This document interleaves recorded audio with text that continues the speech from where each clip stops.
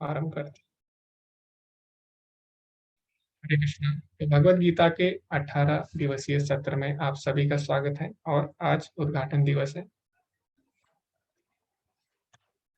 तो इसमें हम 12 मुख्य बिंदुओं पर चर्चा करेंगे, जिसमें हम सबसे पहले चर्चा करेंगे कोर्स के विषय में, इसका परिचय। उसके बाद इसमें कौन सी पुस्तकें हम पढ़ने वाले हैं उस पर हम चर्चा करेंगे। फिर अब हम सभी लोग ग्रुप में जुड़े हैं, व्हाट्सएप के माध्यम से हम जुड़े हैं सभी लोग, तो उसके नियम क्या है, किस प्रकार हम आपस में चर्चा कर सकते हैं उसमें, और हमें क्या नहीं करना ये भी हम जानेंगे उसमें। उसके बाद हम सब अपना अपना परिचय देंगे, जो भी हम लोग हैं, मैं हूँ और जो भी मेरे साथ हैं सहायक गण, वो भी अपना परिचय देंगे। उसके बाद हम जानेंगे कुछ भक्त लोग, क्योंकि अभी जो कोर्स चल रहा है इसको कई कई बार लोग कर चुके हैं और इससे भक्त लाभान्वित हो चुके हैं, तो उनका भी हम आपको अनुभव बताएंगे, ताकि आपको आगे बढ़ने में आपकी रुचि उत्पन्न हो सके इस कोर्स में। उसके बाद कक्षा में किस प्रकार का व्यवहार करना चाहिए उसके बारे में भी हम चर्चा करेंगे। उसके बाद आप अभी जब ये कोर्स करेंगे तो आपके मन में कुछ शंकाएं आएंगी, कुछ प्रश्न आएंगे, तो उनको आप किस प्रकार पूछ सकते हैं, उसका क्या नियम है, कैसे आप पूछ सकते हैं, उस पर भी हम चर्चा करेंगे। अब अगला जो मुख्य बिंदु है कि अभी हम सब लोग व्हाट्सएप के माध्यम से जुड़े हुए हैं, तो उसमें कुछ लोग हैं, उसमें सारे लोग जुड़े हुए हैं, ठीक है। तो हो सकता है आपको कोई मैसेज भी कर सकता है, मंदिर की तरफ से हम लोग बोल रहे हैं और हमें पैसे चाहिए, ऐसे भी कुछ लोग बोल सकते हैं। तो हमें जानना है कि किस प्रकार हम ऐसे लोगों से बच सकते हैं, धोखाधड़ी से, ठीक है।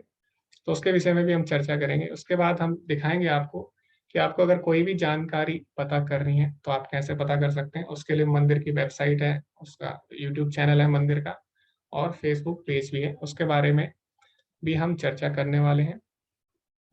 उसके बाद इस कोर्स में क्या होता है, इस कोर्स में आपको जिसको सर्टिफिकेट चाहिए होता है या आगे के लेवल में जाना होता है, तो उसके लिए आपको क्विज देनी पड़ती है, ठीक है। प्रश्न उत्तर आपको हल करने पड़ते हैं ऑनलाइन, तो वो कैसे करेंगे वो भी मैं आपको दिखाऊंगा। और उसके बाद हम संकल्प भी लेंगे कि हम इस कोर्स को दृढ़ता पूर्वक करेंगे, ठीक है। और उसके बाद कुछ प्रश्न जो साधारण सामान्यतः प्रश्न पूछे जाते हैं उनके ऊपर हम चर्चा करेंगे। तो सबसे पहले हम जानेंगे कि ये जो कोर्स हम कर रहे हैं, ठीक है, उसका महत्व क्या है और किस किस शिक्षाओं पर ये कोर्स आधारित है, ठीक है। तो जैसे आप अगर कोई भी आप विषय पढ़ते हैं, ठीक है, जैसे आप मान लीजिए आप गणित भी अगर पढ़ते हैं आप अपने स्कूल में, तो उसमें अध्यापक जो होता है आपको एक पुस्तक बताता है, ठीक है। गणित की बहुत सारी पुस्तकें होती है ना, तो अध्यापक आपको बताता है कि हम इस पुस्तक से पढ़ने वाले हैं, फिर सभी लोग क्या करते हैं, उसी पुस्तक से पढ़ते हैं। तो अभी जो भी हम पढ़ने वाले हैं, भगवत गीता हम समझने वाले हैं, तो वो हम किस किस शिक्षाओं पर आधारित हैं उनके बारे में हम चर्चा कर लेते हैं, ठीक है। तो जो हम भगवत गीता अभी पढ़ने वाले हैं वो है भक्ति वेदांत स्वामी श्रील प्रभुपाद की शिक्षाओं पर आधारित, जो कि संस्थापक आचार्य हैं अंतर्राष्ट्रीय कृष्ण भावनामृत संघ, यानी international society for Krishna consciousness, जिसको कि इस्कॉन भी बोला जाता है, ठीक है। तो अभी हम थोड़ा सा प्रभुपाद जी जो है उनके जीवन के विषय में भी चर्चा करेंगे। तो ऐसा क्यों है, क्यों हमें उनके जीवन के विषय में चर्चा करनी है सबसे पहले। तो जब भी हम कोई नई चीज लेते हैं, ठीक है, आपको मान लीजिए कोई नई चीज दे रहा है, आपको किसी ने गिफ्ट दिया नया, किसी ने आपको हीरे की अंगूठी दे दी, ठीक है। तो अगर आपको पता नहीं है उसका, उसकी अगर आपको कीमत नहीं पता, ठीक है, तो आप क्या करोगे, उसका आदर नहीं करोगे, है ना। तो इसी प्रकार ये भगवत गीता है, ये हीरे से भी कीमती है, ठीक है। तो जब तक हमें पता नहीं चलेगा कि इसके पीछे जो भक्तों का कितना संघर्ष रहा है, हमारे आचार्यों का कितना संघर्ष रहा है, तब तक हम इसका आदर नहीं कर पाएंगे, ठीक है। तो इसीलिए जो भक्तों ने भगवत गीता का ज्ञान का प्रचार प्रसार करने में संघर्ष किया है, तो अगर हम उसको जानेंगे तभी हम इस कोर्स का आदर कर पाएंगे, इसको अपने जीवन में अपना पाएंगे और जीवन में आगे बढ़ पाएंगे, ठीक है। तो इसीलिए सबसे आवश्यक है कि पहले हम चर्चा करें कि इस कोर्स के पीछे संघर्ष क्या है, ठीक है। तो प्रभुपाद जी कौन है, वो अंतर्राष्ट्रीय कृष्ण भावनामृत संगठन के संस्थापक आचार्य हैं। तो जैसे कि आपको नाम से ही लग रहा है, अंतर्राष्ट्रीय कृष्ण भावनामृत संघ, अंतर्राष्ट्रीय मतलब सभी के लिए, ठीक है। तो इसमें ऐसा नहीं है एक जाति के लिए या एक जगह के लिए या एक देश के लिए, ठीक है। तो भगवान की शिक्षाएं जो है वो सभी के लिए हैं। तो भगवान भगवत गीता में भी बोलते हैं पिता मत्स्य जगतो माता धाता पितामह, ठीक है। तो भगवान बोलते हैं कि मैं ही पूरे संसार का माता हूँ और मैं ही पिता हूँ। तो भगवान ये नहीं बोलते मैं इस देश का पिता हूँ या इस जाति का पिता हूँ, ठीक है। ममे वंश जीव लोके जीव भूता सनातना, यानी जितनी भी जीवात्मा है सारी मेरी अंश है। तो सभी भगवान के अंश है, इसीलिए जो भगवान की शिक्षाएं हैं वो सभी को मिलनी चाहिए, ठीक है। तो चाहे कोई भी देश हो, कोई भी जाति हो, कोई भी समूह हो, सभी के लिए भगवान की शिक्षा है। इसीलिए जो प्रभुपाद जी ने जो संस्था बनाई उसका नाम क्या रखा है, अंतरराष्ट्रीय कृष्ण भावनामृत संगठन, ठीक है। तो आगे हम चर्चा करते हैं प्रभुपाद जी के जीवन में कि किस प्रकार उन्होंने भगवत गीता का प्रचार प्रसार किया और किस प्रकार ये जो भगवत गीता का ज्ञान है हम तक पहुंच पाया, ठीक है, आज के युग में। तो प्रभुपाद जी जो थे, तो उनका जन्म कोलकाता में हुआ 1896 में, और उनके बचपन का नाम था अभय, ठीक है, अभय डे। तो अभय का जब जन्म हुआ तो उनका जन्म भक्त परिवार में ही हुआ। उनके जो माता पिता थे वो भी भगवान के भक्त थे। तो बचपन से ही उनका जो वातावरण रहा वो भक्ति का रहा, और जो अभय थे उनकी रुचि थी, उनकी रुचि उत्पन्न हो चुकी थी भक्ति में बचपन से ही। तो एक बार उन्होंने क्या किया, घर पे ही जगन्नाथ जी की रथ यात्रा का आयोजन किया और अपनी पूरी गली में उन्होंने रथ यात्रा निकाली, ठीक है, छोटी सी उम्र में। तो आप समझ सकते हैं बचपन से ही भक्ति का वातावरण किस प्रकार उनको प्रभावित करता रहा। और उसके बाद क्या हुआ, इस प्रकार भक्ति के वातावरण में उनका पालन पोषण हुआ। उसके बाद उन्होंने आगे जाके पढ़ाई भी की, ठीक है, और उसके बाद उनको डिग्री भी मिलने वाली थी। लेकिन क्या हुआ कि उस समय हमारा देश क्योंकि गुलाम था, तो उस समय वो स्वतंत्रता आंदोलन में भी जुड़ गए, ठीक है, और गांधी जी का जो आंदोलन था उसमें वो जुड़ गए सत्याग्रह में, और उन्होंने अपनी डिग्री भी त्याग दी थी, ठीक है। तो उस समय चल रहा था ये सब कि हम डिग्री नहीं लेंगे बाहर की, तो उन्होंने अपनी डिग्री भी त्याग दी और फिर एक फार्मेसी में काम किया, ठीक है, बॉस फार्मेसी में उन्होंने काम भी किया। तो इस प्रकार उनका जीवन चलता रहा। तो उनको लगता था कि वो भक्ति तो करते थे, लेकिन उनको लगता था कि सबसे पहले जरूरी है हमारा देश आजाद हो, उसी के बाद हम अच्छे से भक्ति कर सकते हैं। तो इसीलिए क्या क्या किया उन्होंने, वो जो आजादी का आंदोलन था उसमें लग गए थे। लेकिन तभी एक दिन काम करते करते, अपने कार्यालय में काम करते करते, एक दिन उनके मित्र उनके पास आए और उनके मित्र ने उनसे बोला कि एक बहुत बड़े आध्यात्मिक गुरु आए हैं, ठीक है, स्वामी जी आए हैं और आपको उनसे मिलना चाहिए। और तो जो अभय थे, तो उन्होंने बोला ठीक है। अब उनको किसी से मिलना नहीं था, क्योंकि उनकी उस समय क्या थे, उस समय बहुत पाखंडी लोग भी थे, ठीक है, समाज में अभी भी हैं। तो वो ज्यादा साधु से मिलते नहीं थे। लेकिन उनके मित्र ने बहुत जिद करने के बाद उनको उनसे उनसे भेंट कराई, ठीक है। तो वो कौन थे जो स्वामी जी आए थे, वो थे भक्ति सिद्धांत सरस्वती ठाकुर महाराज, ठीक है, जो आगे जाके इनके गुरु बने। तो जो भक्ति सिद्धांत सरस्वती ठाकुर महाराज थे वो बहुत ही बड़े विद्वान थे उस समय के, और ज्योतिषी, गणित और भी जो वैदिक शास्त्र है उनके बहुत ही बड़े ज्ञाता थे, और उन्हें काफी अन्य भाषाओं का ज्ञान भी था, ठीक है। तो जो अभय थे फिर वो उनसे मिलने जाते हैं और उनका भाषण सुनते हैं, ठीक है। तो उनका पूरा भाषण सुनने के बाद तो अंत में वो एक प्रश्न पूछते हैं अभय उनसे कि स्वामी जी, आप बोलते हैं कि हमें भक्ति करनी चाहिए, लेकिन अभी तो हमारा देश गुलाम है, तो हम कैसे भक्ति करें, तो हमें क्यों ना हम उस पर कार्य करें पहले। तो जो भक्ति सिद्धांत सरस्वती ठाकुर जी थे उन्होंने एक बात बोली, और वो बात आज भी सही है। तो उन्होंने बोला कि ठीक है, राजनीति बदल जाएगी, राजनीति में जो लोग हैं वो बदल जाएंगे, ठीक है। आज अंग्रेज नहीं है तो कल कोई और राजनीति में आएगा, लेकिन जो राजनीति है, जो राजनीति अंग्रेज यानी अंग्रेज लोग स्थापित करके गए वो फिर भी रहेगी, ठीक है।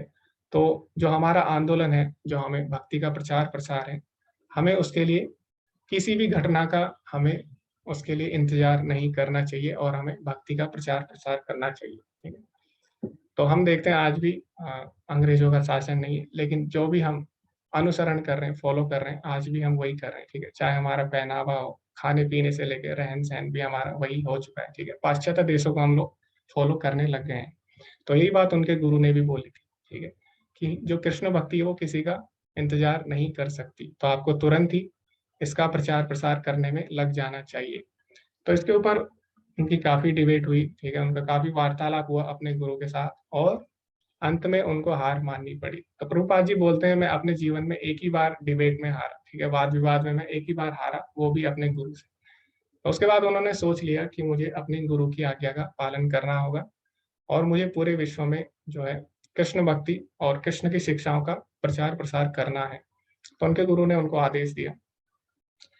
उसके बाद क्या हुआ उसके बाद उन्होंने देखा कि जो भारतीय लोग हैं, वो पाश्चात्य देशों का ज़्यादा अनुसरण करते हैं, ठीक है? उनकी अध्यात्म में रुचि कम हो चुकी है। तो अभी भी आप देखिए, अभी भी आप किसी से बोलेंगे कि आप भगवद गीता पढ़िए या भगवद गीता ले लीजिए आप, तो नहीं लेते लोग, ठीक है? और बहुत सारे लोग हैं, उनके पास भगवद गीता है भी नहीं, ठीक है? तो बाकी जितने भी और धर्म या संप्रदाय जो भी हैं, सबके पास अपनी-अपनी धार्मिक पुस्तकें होती हैं, ठीक है? लेकिन अ, जो वैदिक संस्कृति से जुड़े हुए हैं लोग, ठीक है, सनातन धर्म से, उनके पास भगवद गीता नहीं होती। तो ये हम कर रहे हैं आजकल, पाश्चात्य देशों का हम अनुसरण करते हैं। तो इसीलिए प्रभुपाद जी ने सोचा कि मैं क्या करूँगा, पाश्चात्य देशों में भगवद गीता का प्रचार करूँगा, ताकि यहाँ के लोग, जो सारे लोग हैं, वो सीख सकें, ठीक है? क्योंकि सारे लोग किसका अनुसरण करते हैं? पाश्चात्य देशों का। क्योंकि पाश्चात्य देश है, वो तकनीक और विज्ञान में आगे हैं इस समय।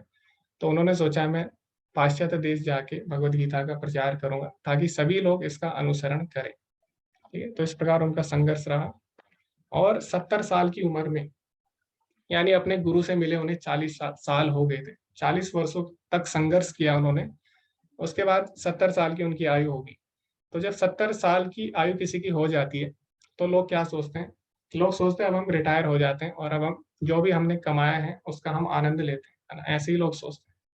लेकिन प्रभुपाद जी ने ऐसा नहीं किया, क्योंकि अभी भी उनके मन में यही था कि जो मेरे गुरु की आज्ञा है, उसका मुझे पालन करना है।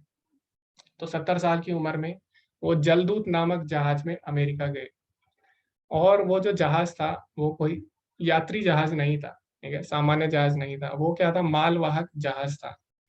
तो जैसे आप अगर एक शहर से दूसरे शहर जाते हैं, ठीक है? अगर आप बस में जाते हैं या आप कार में जाते हैं, तो आप आसानी से जा सकते हैं। लेकिन अगर आप, क्योंकि वो यात्रियों के लिए बनी है, अगर आप लेकिन ट्रक में जाओगे बैठ के पीछे, ठीक है? तो ट्रक में अगर आप बैठते हो, तो आपको एक जगह से दूसरी जगह जाने में बहुत समस्या होगी। क्यों? क्योंकि ट्रक किसके लिए बना है? सामान ले जाने के लिए बना है ना। तो इसी प्रकार जो जहाज था, वो सामान ले जाने के लिए बना था, ठीक है? यात्री जहाज नहीं था। तो उसमें प्रभुपाद जी गए और जो उनकी यात्रा थी बिल्कुल भी सुगम नहीं थी। उनको 2 बार हार्ट अटैक भी आया, ठीक है? तो इतनी सारी कठिनाइयाँ उनके जीवन में आई। लेकिन प्रभुपाद जी ने ये नहीं बोला कि मुझे 2 बार हार्ट अटैक आया, ठीक है? और मुझे अब ये काम बंद कर देना चाहिए, प्रचार-प्रसार बंद कर देना चाहिए। बल्कि उन्होंने भगवान को धन्यवाद दिया कि अगर कि भगवान की मेरे ऊपर कृपा है कि मेरे को तीसरी बार हार्ट अटैक नहीं आया, क्योंकि शायद मैं उसको नहीं झेल सकता था। तो उन्होंने भगवान को धन्यवाद किया इसके लिए, ठीक है। तो ये हमारी मानसिकता, ये जो भक्त हैं उनकी मानसिकता होती है, ठीक है। वो हर परिस्थिति में भगवान का किस प्रकार धन्यवाद करना है ये जानते हैं। तो इस प्रकार उन्होंने अपनी यात्रा जारी रखी और सन 1965 में वो अमेरिका पहुँचे। तो वहाँ पे जब वो अमेरिका पहुँचे, तो वहाँ पे वो ₹40 लेके यहाँ से निकले थे, ठीक है। और उनके पास कुछ भी नहीं था, ना रहने के लिए स्थान था, ना किसी को जानते थे। तो वहाँ पे उन्होंने काफ़ी संघर्ष किया। उनका जो टाइपराइटर था, जिससे वो टाइप करते थे, वो भी चोरी हो गया था वहाँ पे और इस तरह वो एक जगह से दूसरी जगह भटकते रहे, ठीक है। काफ़ी संघर्ष उनको करना पड़ा। तो उस समय वहाँ पे वियतनाम का युद्ध भी चल रहा था, ठीक है। तो उसके कारण क्या हुआ था, कुछ लोग वो सड़कों पे आ गए थे, तो उनको हिप्पी बोला करते थे। तो जो हिप्पी लोग थे, वो कैसे थे, वो सड़कों पे रहते थे और जितने भी गलत कार्य होते हैं, पाप कृतियाँ, उसमें लीन थे, ठीक है? तो जैसे चोरी करना, ठीक है? और नशा करना, अवैध संबंध बनाना, इस प्रकार के सारे कार्य वो करते थे। तो प्रभुपाद जी ने क्या किया, उनके बीच जाके वो कीर्तन किया करते थे। तो धीरे-धीरे उन लोगों की रुचि आने लगी भगवान के कीर्तन में। फिर प्रभुपाद जी ने उनको भगवद गीता का ज्ञान देना आरंभ किया और धीरे-धीरे वो सभी शुद्ध भक्त बन गए। उसके बाद इस प्रकार उनका आंदोलन चला और ऐसा नहीं है खाली हिप्पी लोग ही जुड़े, ठीक है? उसके बाद अनेक जो वैज्ञानिक और दार्शनिक लोग भी थे, उनके साथ भी प्रभुपाद जी की चर्चाएँ हुई और वो लोग भी भक्ति में जुड़ पाए। ठीक है? तो जैसे आप यहाँ पे देख सकते हैं कि जो पत्रकार लोग हैं काफी उनसे प्रभावित भी हुए और उनका साक्षात्कार भी, इंटरव्यू भी वो लिया करते थे। ठीक है? तो जब हम भारत में बताते हैं किसी को भगवान के बारे में, तो सब लोगों को पता रहता है, ठीक है, इसीलिए आप आसानी से बता भी सकते हैं। लेकिन ऐसे देश में जाना जहाँ पे लोग भगवान को नहीं मानते, विज्ञान को ज्यादा मानते हैं, ठीक है, उनको भगवान के बारे में बताना, फिर ऊपर से उनको कृष्ण के बारे में बताना, ठीक है, कि भगवान कृष्ण है, तो वो तो और भी ज्यादा समस्या है ना उसमें, प्रचार में। तो इतना संघर्ष उनको करना पड़ा और अपना जो सिद्धांत है, ठीक है, भगवत गीता का जो सिद्धांत है उसको वैज्ञानिक रूप से प्रस्तुत किया सबके सामने और दार्शनिक रूप से प्रस्तुत किया, और जिसके कारण सभी लोग भक्त बन पाए। ठीक है? और उन्होंने अन्य छोटी छोटी पुस्तकें भी लिखी जिससे कि जो भगवत गीता की शिक्षाएं हैं उनका और अधिक तेजी से प्रचार प्रसार हो सके। और उसके बाद उन्होंने पूरे विश्व में केवल 10 साल में 108 मंदिर बनाए। तो कोई छोटी बात नहीं है 10 साल में 108 मंदिर बनाना, वो भी पूरे विश्व में। ठीक है? पूरे विश्व में मतलब ऐसे ऐसे देशों में जहां पर मंदिर बनने की संभावना भी नहीं होती। तो पाकिस्तान में भी उन्होंने 14 मंदिर बनवाए और उसके बाद बांग्लादेश, ठीक है, और सारे बहुत से देश में उन्होंने मंदिर बनवाए। तो आप देख सकते हैं कि अगर हमें भारत में भी अगर मंदिर बनाना है, अगर आपको एक मंदिर बनाना है उसमें ही कितनी समस्याएं आती हैं। तो पूरे विश्व में 108 मंदिर बनाना, वो भी केवल 10 साल में, तो कोई छोटी बात नहीं थी। ठीक है? तो बहुत संघर्ष उनको करना पड़ा। तो अभी आप देख सकते हैं यहाँ पे अलग अलग जगह जो मंदिर है। तो यूएसए में भी ये मंदिर है, वेस्ट वर्जीनिया में। ठीक है? और उसके बाद वाटफोर्ड यूके में भी ये भक्ति वेदांत मैनर, ये भी एक मंदिर है।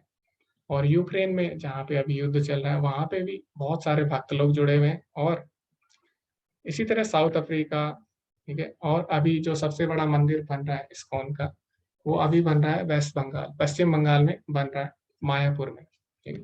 इस प्रकार प्रभुपाद जी ने 108 मंदिर पूरे विश्व में बनाए और अभी इस्कॉन के 700 से ज्यादा मंदिर बन चुके हैं जो कि भगवत गीता का प्रचार प्रसार कर रहे हैं। तो अभी आप कहीं भी जाते हैं, किसी भी देश में आप चले जाइए या किसी भी शहर में आप चले जाइए, तो वहां पे आपको इस्कॉन का सेंटर जरूर मिलेगा और वहां पे आपको भक्त लोग मिल जाएंगे जो कि भगवत गीता का प्रचार कर रहे होंगे। ठीक है?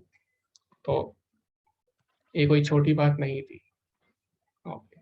लेकिन अभी प्रश्न ये उठता है कि अभी जो भगवत गीता का ज्ञान हम तक आ रहा है वो किस प्रकार आया।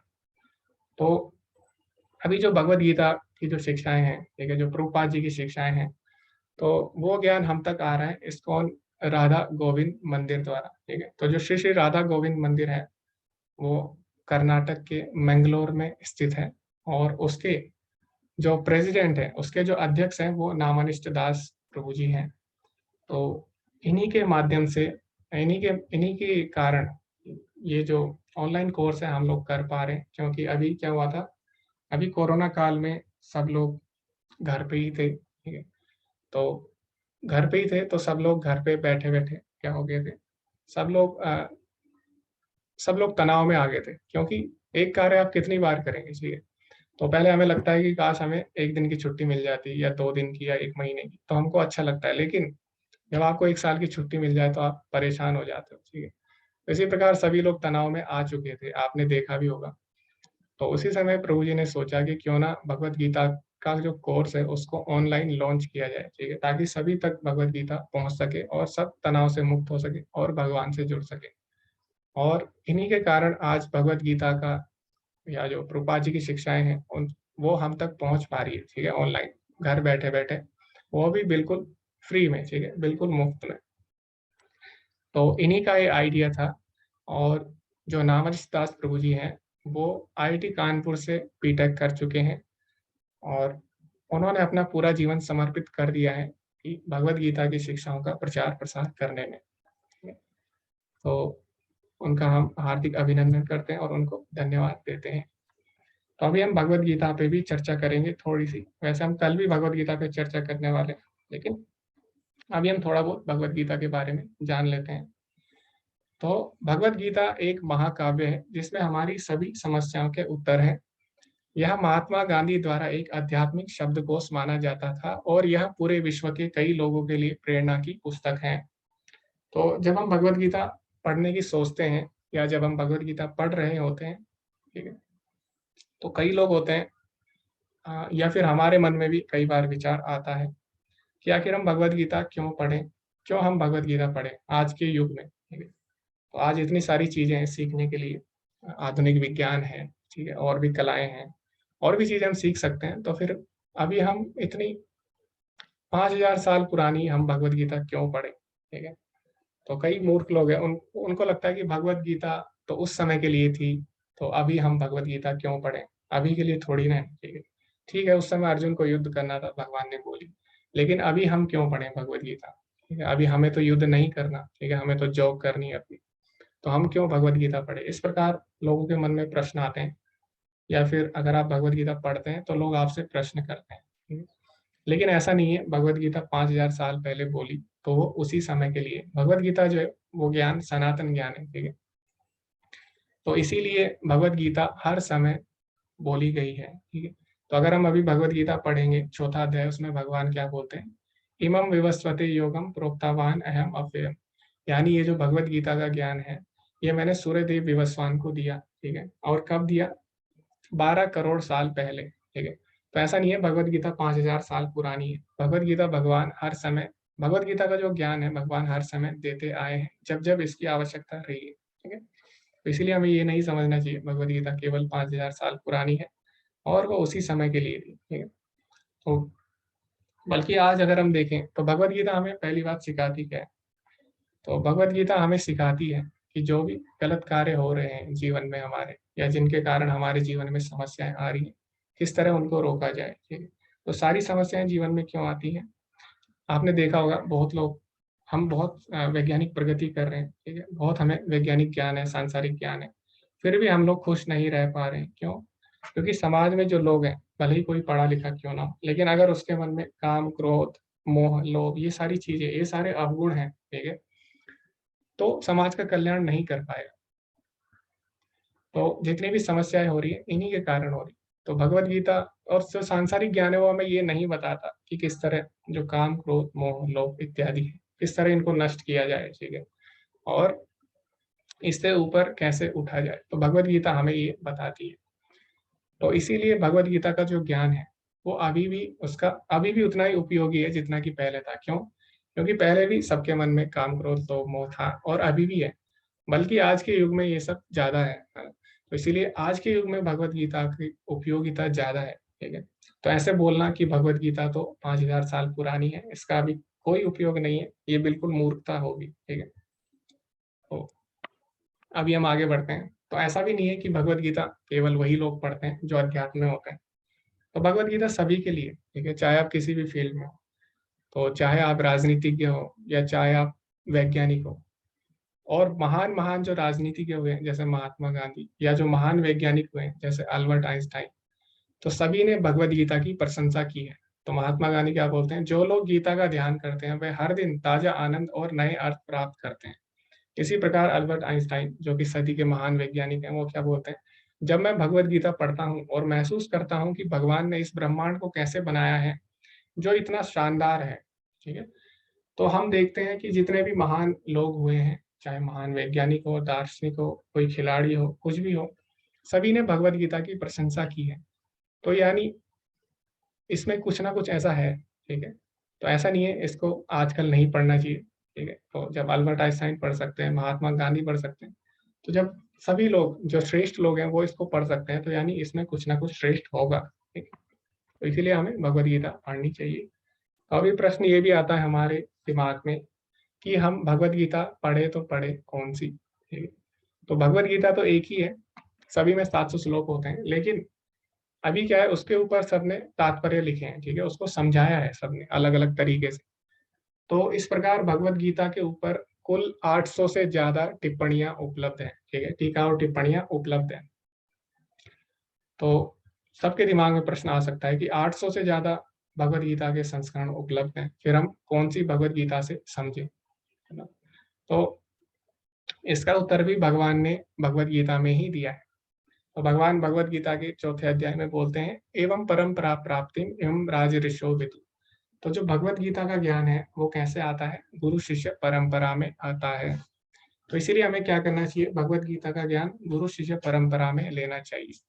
तो इसमें उदाहरण दिया गया जैसे टूटी हुई तार है, और जो टूटी हुई तार है अगर उससे हम फोन को चार्ज करते हैं तो क्या होगा, फोन चार्ज नहीं हो पाएगा क्योंकि तार टूट गई है।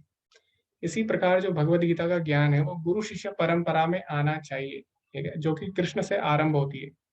तो तभी हम भगवत गीता के ज्ञान को समझ पाएंगे, ठीक है। तो जो प्रभुपाद जी है वो भी गुरु शिष्य परंपरा में ही आते हैं। तो हमें देखना है जो व्यक्ति गुरु शिष्य परंपरा में आ रहा है उसी से भगवत गीता का ज्ञान लेना चाहिए। और दूसरा हमें एक और चीज देखनी है, भगवान भगवत गीता में क्या बोलते हैं, भक्त्या माम अभिजानाति यावांच अस्मि तत्वता, केवल भक्ति ही मुझे उस प्रकार समझ सकता है जिस प्रकार मैं हूँ।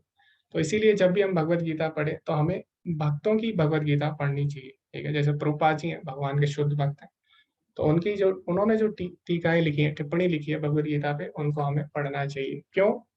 क्योंकि जो वैज्ञानिक है उन्होंने भी भगवत गीता के ऊपर टीकाएं लिखी, टिप्पणी लिखी है, ठीक है। जो दार्शनिक है उन्होंने भी लिखी है, जो राजनीतिज्ञ हैं उन्होंने भी भगवत गीता पे टीकाएं टिप्पणी लिखी है, लेकिन उनका दृष्टिकोण अलग होगा, ठीक है। तो भगवत गीता के अगर वास्तविक दृष्टिकोण को समझना है तो वो हम कैसे समझते हैं, हम कैसे समझ सकते हैं, वो भगवान स्वयं बताते हैं, ठीक है, भक्तों के द्वारा। तो इसीलिए हमें भक्तों के द्वारा लिखी गई जो टीका टिप्पणी है भगवत गीता की, उससे हमें भगवत गीता को समझना चाहिए, ठीक है। जैसे कि मान लीजिए आपको अगर गणित पढ़नी है तो गणित आप किससे पढ़ोगे, जो कि गणित का अध्यापक होगा उसी से आप गणित पढ़ोगे, है ना। तो आप किसी दूसरे विषय के अध्यापक से गणित नहीं पढ़ोगे, ठीक है। मान लीजिए कोई है अध्यापक, वो चित्रकला बताता है, ठीक है, आर्ट, तो आप उससे गणित कैसे पढ़ सकते हो? तो आप पढ़ सकते हो लेकिन उतने अच्छी तरह वो नहीं समझा पाएगा। तो इसीलिए अगर हमें भगवत गीता समझनी है, भगवत गीता किसके बीच बोली गई है, भगवान श्री कृष्ण और उनके भक्त के बीच, ठीक है। तो इसीलिए अगर हमें भगवत गीता को समझना है तो हमें अर्जुन की तरह भगवान भगवान के भक्त से समझनी होगी, ठीक है। क्योंकि अर्जुन ने जिस तरह भगवत गीता को समझा उसी तरह हमें भगवत गीता को समझना है, और वो कब संभव है, जब हम भगवान के भक्तों से भगवत गीता समझे। तो अभी प्रश्न ये भी उठता है कि हम गुरु शिष्य परंपरा में ही क्यों भगवत गीता को समझे, क्यों ना हम अपने बुद्धि से भगवत गीता को समझ ले, खुद ही पढ़ लें, ठीक है। तो इसीलिए क्योंकि मान लीजिए आप कोई भी कोर्स करते हैं, कोई भी अगर आप कोर्स करते हैं तो किसी प्रमाणिक स्कूल या फिर प्रमाणिक विद्यालय या फिर प्रमाणिक विश्वविद्यालय से करते हैं, ठीक है। तो आप पहले देखते हैं कि जो विश्वविद्यालय प्रमाणिक है कि नहीं, ठीक है। तो इसी प्रकार जब हम भगवत गीता करते हैं, पढ़ते हैं कोर्स, तो हमें देखना चाहिए कि जहाँ से हम कर रहे हैं संस्था, वो क्या गुरु शिष्य परंपरा में आ रही है, क्या वो जो प्रमाणिक संप्रदाय है उसमें है कि नहीं। तो वरना क्या होगा, अगर आप प्रमाणिक संप्रदाय से नहीं करोगे तो आप भगवत गीता को गलत समझ सकते हैं, ठीक है। तो जैसे कि प्रमाणिक स्कूल में अगर आप नहीं पढ़ोगे तो हो सकता है आपको गलत भी पढ़ा सकते हैं, कुछ भी, है ना, अपनी मर्जी से। तो जब हम कोई भी डिग्री लेते हैं तो हम देखते हैं कि स्कूल प्रमाणिक है कि नहीं, विद्यालय या फिर विश्वविद्यालय प्रमाणिक है कि नहीं। लेकिन जब बात आती है अध्यात्म की तो हम लोग क्या करते हैं, कुछ भी किसी की भी सुन लेते हैं, कहीं यूट्यूब पे वीडियो देख लिया, कहीं व्हाट्सएप पे वीडियो देख लिया। तो हमें ऐसा नहीं करना चाहिए, ठीक है। तो अगर प्रमाणिक गुरु शिष्य परंपरा है उसी में हमें भगवत गीता समझनी होगी। अभी भगवत गीता एक विशाल ग्रंथ है, गीता के व्यवस्थित अध्ययन में लगभग 1 वर्ष लग सकता है। तो भगवत गीता में 700 श्लोक हैं, अगर आप 2 श्लोक भी डेली पढ़ते हो तब भी आपको, और उसको समझते हो, ठीक है, तो आपको 1 साल लगभग लग जाएगा। तो कलयुग में इतना समय है नहीं किसी के पास, ठीक है। तो इसीलिए क्या है, अभी हम शुरुआत करेंगे भगवत गीता के सारांश से, जो कि हम किसमें सीखेंगे, 18 दिनों के कोर्स में, ठीक है। तो 18 दिनों में हम भगवत गीता के सार को समझेंगे, हर अध्याय के, और उसमें जो महत्वपूर्ण श्लोक है उन पे भी चर्चा करेंगे। तो इसलिए हम कृष्ण और अर्जुन के बीच विचारों के प्रभाव पर ध्यान केंद्रित करेंगे। उद्देश्य क्या है इस कोर्स का, गीता के गहन अध्ययन के लिए आपको तैयार करना। तो इस कोर्स से जब आपको भगवत गीता का सारांश पता लग जाएगा, उसके बाद जो आगे के लेवल के जो कोर्स है उसमें आप भगवत गीता को और विस्तार से पढ़ सकते हैं। तो अभी इस 18 दिवसीय कोर्स में क्या होने वाला है, 1 घंटे हम भगवत गीता पढ़ेंगे हर अध्याय, और हर अध्याय के बाद हम क्या करेंगे, उसके मुख्य बिंदुओं पर चर्चा करेंगे। उसके बाद 1 घंटे बाद आप लोग प्रश्न पूछ सकते हैं, और हम लोग प्रश्न उत्तर सत्र रख सकते हैं, ठीक है, 1 घंटे के बाद। उसके बाद हर दिन आपको क्या करना है, क्विज हल करनी होगी, जो प्रश्न होते हैं क्विज के वो हल करनी है, और कैसे करनी है वो हम अभी चर्चा करेंगे। तो इस प्रकार अलग अलग लेवल के कोर्स होते हैं, और अभी हम इसको सारांश पढ़ेंगे, उसके बाद हम इसको और विस्तार से पढ़ेंगे, और उसके बाद आगे के जो लेवल है उसमें हम और भी सारे ग्रंथ जैसे कि भक्ति रसामृत सिंधु, ईशोपनिषद, ठीक है, उपदेशामृत, ये सब पढ़ने वाले हैं। तो ये था कोर्स का परिचय। उसके बाद अभी हम कौन सी पुस्तकें पढ़े कोर्स में, तो अगर आप पैसा खर्च नहीं करना चाहते तो आप फ्री में भी पीडीएफ ग्रुप में भेज दी जाएगी या लिंक भेज दिया जाएगा, ऑनलाइन आप भगवत गीता पढ़ सकते हैं, बिल्कुल फ्री में उपलब्ध है, ठीक है। तो आप पीडीएफ से भी पढ़ सकते हैं और लिंक से भी पढ़ सकते हैं, जैसा आपको सही लगे। उसके बाद कई लोग होते हैं, जैसे कि मैं स्वयं का उदाहरण देना चाहूंगा, कई लोग होते हैं उनको मोबाइल में पढ़ना सही नहीं लगता, ठीक है। तो इसीलिए वो लोग चाहते हैं कि हमारे पास भी भगवत गीता, और भगवत गीता सबके पास होनी चाहिए, ठीक है। जैसे कि सबके पास अपना पर्सनल मोबाइल फोन होता है, ठीक है, तो मोबाइल फोन में हम क्या बोलते हैं, हमें अपना फोन चाहिए ना, हम ये नहीं बोलते हम अपने माता पिता का फोन रखेंगे। तो मोबाइल हम क्या करते हैं, अपना पर्सनल रखते हैं, अपना व्यक्तिगत फोन सबके पास है। तो इसी प्रकार भगवत गीता भी सबकी पर्सनल होनी चाहिए, सबके पास घर में हर सदस्य के पास एक भगवत गीता होनी चाहिए, ठीक है। तो अर्जुन के सामने तो भगवान कृष्ण स्वयं उपस्थित थे, लेकिन अभी हमारे सामने भगवान प्रत्यक्ष रूप से उपस्थित नहीं है। तो इसीलिए अभी भगवान किस रूप में उपस्थित है, ग्रंथ अवतार यानी भगवत गीता के रूप में उपस्थित है। तो आप भी भगवान को अपने साथ रख सकते हैं, ठीक है, किस रूप में, भगवत गीता के रूप में। इसीलिए आप भगवत गीता जरूर खरीदिए, ठीक है, अगर आपके पास नहीं भगवत गीता यथारूप खरीदिए। और अगर आप मंदिर से खरीदते हैं भगवत गीता तो उसका भी लिंक भेज दिया जाएगा, और उसमें आपको भगवत गीता मिलेगी, और उसमें आपको और भी आध्यात्मिक पुस्तकें मिलेंगी, ठीक है, जिससे आप भगवत गीता की शिक्षाओं को अपने जीवन में किस प्रकार उपयोग करना है वो आप सीख सकेंगे, ठीक है। उसके बाद आपको एक जप माला भी मिलेगी, जिससे आप भगवान के नाम का जप भी कर सकते हैं, ठीक है। तो 600 रुपये में आप मंदिर से खरीद सकते हैं। ओके, श्री श्री राधा गोविंद की जय। उसके बाद अभी हम लोग व्हाट्सएप से जुड़े हैं, तो उसके क्या नियम है वो भी हम चर्चा कर लेते हैं। तो व्हाट्सएप पे अभी हम सब लोग जुड़े हैं, तो हमें क्या करना है, अभी सब लोग जुड़े हैं, ठीक है, तो एक दूसरे को हमें मैसेज नहीं करना है, ठीक है। तो वैसे ये जो ग्रुप है ये वयस्क लोगों का है, तो इसमें तो कोई नहीं करता, लेकिन समस्या आती है युवा वाले जो ग्रुप होता है उसमें समस्या आती है। तो वयस्क में सभी समझदार लोग होते हैं, वो ऐसा नहीं करते। तो इसीलिए आप लोगों को समझाने की आवश्यकता तो नहीं है, लेकिन फिर भी मैं एक बार बता देता हूँ हमें क्या करना है, उसमें सब लोगों के नंबर है, तो हमें किसी को परेशान नहीं करना, ठीक है। सभी लोग भगवत गीता समझने आए हैं, और हो सकता है कि आपके गलत व्यवहार के कारण उनका भगवत गीता से ही विश्वास उड़ जाए, ठीक है, जो कि बहुत बड़ा पाप होगा। अगर कोई व्यक्ति भगवान से जुड़ना चाहता है और आप उसको अगर परेशान करते हैं किसी कारण, आपके कारण अगर वो आगे नहीं बढ़ पा रहा या आगे नहीं बढ़ पाया, तो इससे बड़ा पाप कुछ नहीं होगा, ठीक है। तो ना आप सुखी रह पाएंगे जीवन में, और ना वो सुखी रह पाएगा, ठीक है। इसीलिए आप क्या करिए, हमको प्रोत्साहित करना चाहिए, ठीक है, किसी को परेशान नहीं करना चाहिए। इसलिए आप किसी को मैसेज ना करें ग्रुप में। अगर आपको कोई भी समस्या है तो आप जो एडमिन है ग्रुप के उनको मैसेज कर सकते हैं, उनको आप कॉल कर सकते हैं, लेकिन व्हाट्सएप में आप किसी को कॉल या मैसेज ना करें, सभी का आदर करें, ठीक है। सभी की प्राइवेसी होती है ना, आप किसी को मैसेज ना करें। तो ऐसा अगर कोई करता है उनको ब्लॉक कर दिया जाएगा, रिपोर्ट भी कर दिया जाएगा, और अगर कोई ज्यादा परेशान करता है तो उन पे कार्यवाही भी हो सकती है, ठीक है। तो ये था भगवद गीता के जो कोर्स में व्हाट्सएप ग्रुप है उसके बारे में। अभी हम अपने बारे में बताएंगे, ठीक है। तो सबसे पहले मैं अपने बारे में बताना चाहूंगा, मैं कैसे भगवद गीता से जुड़ा, और अपना परिचय देना चाहूंगा। तो मेरा नाम अंकित है, और अभी मैं छात्र हूँ, एक स्टूडेंट हूँ, और मैं आईआईटी कानपुर से अपनी पीएचडी कर रहा हूँ, और साथ ही साथ मैं भगवद गीता का का जो कोर्स है उसका भी अध्ययन कर रहा हूँ और पढ़ा भी रहा हूँ, ठीक है। तो मैं भगवद गीता से कैसे जुड़ा, तो जब कोरोना काल था उस समय कोर्स लॉन्च किया गया था, तो मुझे भी ऑनलाइन माध्यम से ये कोर्स का लिंक मिला, और आप लोगों की तरह ही मैं भगवत गीता से जुड़ा। और मेरे मन में भी जिज्ञासा थी भगवत गीता को जानने की, क्योंकि भगवत गीता की चर्चा हर कोई करता है और हर कोई इसकी प्रशंसा करता है। तो मेरे मन में शुरू से इच्छा थी कि भगवत गीता पढूं, लेकिन किसी कारणवश हो नहीं पा रही थी पूरी। तो जब मुझे ये लिंक मिला, फिर मैं इस भगवत गीता के कोर्स से जुड़ा, और मुझे ये कोर्स इतना पसंद आया, इतना आनंद इसमें आया कि मैंने 5 बार लगातार भगवत गीता का कोर्स किया, ठीक है। और उसके बाद धीरे धीरे मैं और आगे के जो लेवल है उसमें जुड़ता रहा, और फिर मुझे ये जो सेवा है पढ़ाने की, भगवत गीता के ज्ञान सभी तक पहुंचाने की सेवा मंदिर से मिली, ठीक है। तो ऐसा नहीं है हम पढ़ाने की सेवा कर रहे हैं, और भी लोग हैं जो और भी सेवाएं कर रहे हैं, ठीक है। तो इसमें यही है, आप पढ़िए और इसका प्रचार करिए। तो बाकी लोग हैं वो भी अलग अलग सेवाएं दे रहे हैं, जैसे आपके व्हाट्सएप ग्रुप में और भी लोग हैं, ग्रुप बनाना, ठीक है, लिंक तैयार करना कोर्स का, और बहुत सारी चीजें हैं। तो और भी सेवाएं लोग कर रहे हैं। तो अभी यहाँ पे एडमिन जो है वो भी हैंड रेस कर सकते हैं, वो भी अपने बारे में बता सकते हैं, ठीक है, जो को होस्ट है। ओके, तो प्रतीक्षा माता जी को होस्ट है, सहायक है इस कोर्स में।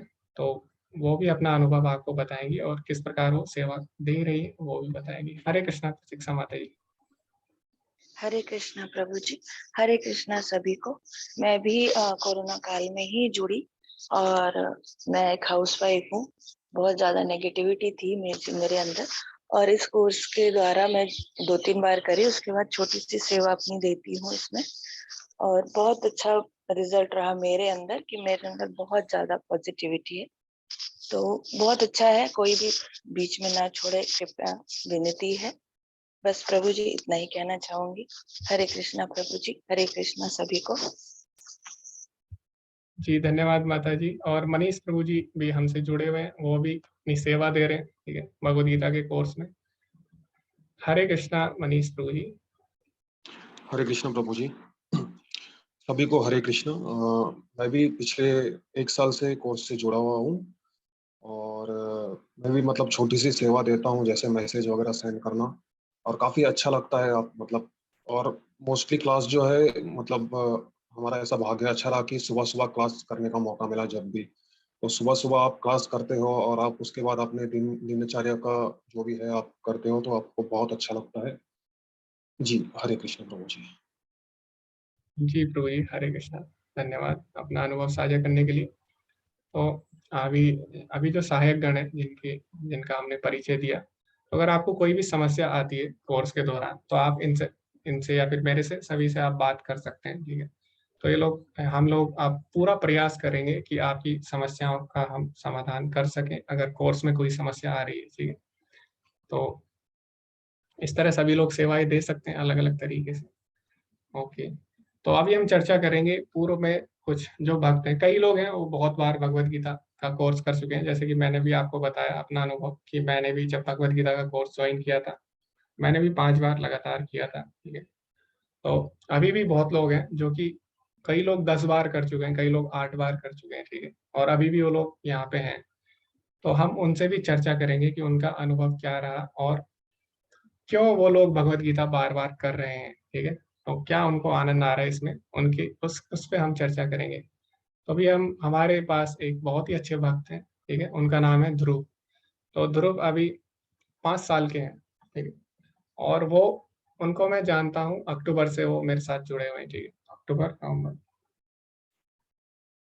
तो लगभग मेरे साथ तो वो 7 से ज्यादा बार ये कोर्स कर चुके हैं, ठीक है, और उससे पहले भी शायद वो जुड़े हुए हैं। तो इतनी छोटी उम्र में भगवत गीता का वो अध्ययन कर रहे हैं, ठीक है। तो जहाँ बच्चे इतनी उम्र में क्या करते हैं, खेल से आसक्त होते हैं, ठीक है, मोबाइल से आसक्त होते हैं, और भी अनेक चीजें होती हैं, खाने पीने से आसक्त होते हैं, लेकिन इस उम्र में भी वो भगवत गीता का कोर्स करते हैं। तो क्या उन्हें प्रेरणा देता है, उनको ये कोर्स कैसा लगता है, उसके बारे में भी हम चर्चा करेंगे। हरे कृष्णा ध्रुव। सभी को हरे कृष्णा और मेरा दंडवत प्रणाम। जी मुझे ना जी की क्लास बहुत अच्छी लगती है, इसमें मुझे ना भजन और श्लोक याद हो गए हैं।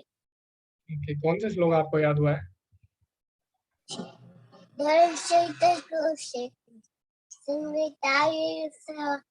मामका पांडवाश्रैव किं कुर्वात्र संचय। अर्थात धृतराष्ट्र होते हैं कि इस धर्म क्षेत्र कुरुक्षेत्र में युद्ध की इच्छा रखने वाले मैं तथा पांडव के पुत्र ने क्या किया। ओके, बहुत ही अच्छे ध्रुव।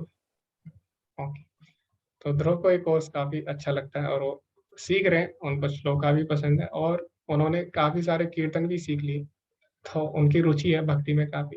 तो अभी हम और भक्तों से भी उनका अनुभव जानेंगे। हरे कृष्णा अजीत प्रभु जी। हरे कृष्ण। जी प्रभु जी, आप भी अपना अनुभव बताना चाहेंगे कोर्स का? आपने हैंड रेज किया थी। जी मेरा तो तीसरा बार चल रहा है ये वाला जी जी। कोर्स, तो बहुत अच्छा लग रहा है। जीवन में इतना निखार आ रहा है कि बहुत अच्छा है। ओके, धन्यवाद प्रभु एक, जी। लेकिन लेवल 2 में जब हम रजिस्ट्रेशन करना चाह रहे हैं तो उसमें लेवल 2 में प्रोसेसिंग सिर्फ दिखा रहा है, रजिस्ट्रेशन नहीं हो रहा है। जी प्रभु जी, उसके लिए आप मैसेज कर सकते हैं, जो एडमिन है, ठीक है, वो आपकी सहायता करेंगे। जी प्रभु जी। जी जी, हरे कृष्ण। ओके, तो इस प्रकार सुधीर प्रभु जी भी हैं, वो भी बहुत ही अच्छे भक्त हैं और वो डेली मैसेज भी करते हैं, भगवद गीता का ज्ञान का भी प्रचार प्रसार करते हैं। हरे कृष्णा सुधीर प्रभु जी। हरे कृष्णा प्रभु जी, जी सभी प्रभु को जी। हरे कृष्णा। मैं बहुत ही कम समय हुआ है ज्वाइन किए हुए, लेकिन इस क्षणिक समय में मेरे को बहुत ही आनंद आया है और मानसिक शांति मिली है। मैं जो है वो हाई ब्लड प्रेशर, एंजाइटी इसका सब मरीज था, गोली लेता हूँ, लेकिन मेरे को नींद नहीं आती थी। जब से मैंने मुश्किल से 10 दिन से जुड़ा हूँ, मेरे को भरपूर नींद आती है। 4 घंटे में ही मुझे 8 घंटे की नींद का अनुभव हो जाता है। सुबह मैं ब्रह्म मुहूर्त में उठ जाता हूँ। भगवान कृष्ण की दया से एक माला जाप नहा धो के कर लेता हूँ और मेरा दिन पूरा आनंदमय निकल जाता है। प्रभु जी को मैंने अपना गुरु माना है और मैं सभी से विनती करता हूँ कि वो इस्कॉन से जुड़े, समझे, भगवान कृष्ण में पूर्ण रूप से समर्पित हों। धन्यवाद सभी को। धन्यवाद प्रभु जी, हरे कृष्णा। ओके, तो ठीक है, तो इस प्रकार सभी ने अपना अनुभव बताया, तो सबके जीवन में काफी परिवर्तन आया है। तो मेरे स्वयं के जीवन में बहुत परिवर्तन आया है, क्योंकि भगवत गीता, जब हम अध्यात्म से जुड़ते हैं तो हमारे जीवन में सबसे पहले जो हम चीज देखते हैं, हमारे जीवन में अनुशासन आ जाता है, यानी डिसिप्लिन आ जाता है, ठीक है। तो भगवान बोलते भी हैं भगवद गीता के 6ठे अध्याय में 17वें श्लोक में, युक्त आहार विहारस्य युक्त चेष्टस्य कर्मसु युक्त स्वप्न अवबोधस्य योगो भवति दुःखः। तो भगवद गीता जब हम पढ़ते हैं उससे क्या होता है, युक्त आहार विहारस्य यानी खाने में, कार्य करने में, ठीक है, स्वप्न अवबोधस्य सोने में, जागने में, इसमें हम नियमित हो जाते हैं, ठीक है। तो अनुशासन बहुत जरूरी है जीवन में, और जो भक्त लोग होते हैं उनका अनुशासित जीवन होता है, समय से उठना, समय से खाना, नियमित क्या खाना है क्या नहीं खाना, उनको सब पता रहता है, ठीक है। तो अनुशासन बहुत जरूरी है, चाहे कोई छात्र हो या कोई घर का काम करता हो या कोई ऑफिस जाता हो, ठीक है। अनुशासन बहुत ही ज्यादा जरूरी है जीवन में आगे बढ़ने के लिए। तो अध्यात्म से में हम जब जुड़ते हैं तो अनुशासन जो हमारे जीवन में आ जाता है, ठीक है। और जब अनुशासन आता है तो उससे हम बहुत ज्यादा लाभ हमारे जीवन में होता है। ओके, तो अभी हम जानेंगे कक्षा में किस प्रकार का व्यवहार करना चाहिए। तो अभी क्या है, अभी हम लोग ऑनलाइन जुड़े हैं, ठीक है। तो ऑफलाइन जब क्लास होती थी, कोर्स होता था भगवत गीता का, या अभी होता है मंदिर में, अगर आप जाएंगे अभी भी होता है। उसके लिए आपको क्या करना पड़ता है, आप लोग नहाएंगे, ठीक है, नहा धो के आप लोग जाते हैं मंदिर में जाएंगे, ठीक है। और मंदिर ऐसा नहीं है आपके घर के पास होगा, आपको काफी प्रयास करना होगा मंदिर जाने के लिए। फिर वहां पे आपको बैठना होगा, ठीक है, और ध्यान से आपको भगवत गीता सुननी होती है। लेकिन अभी क्या है, अभी हम ऑनलाइन जुड़े हैं और सबका वीडियो भी ऑफ रहता है, ठीक है। तो हमें नहीं पता कौन क्या कर रहा है, ठीक है। हो सकता है इसमें से कई लोग सो रहे हो, या हो सकता है कई लोग ध्यान ना दे रहे हो, ठीक है, बात कर रहे हो।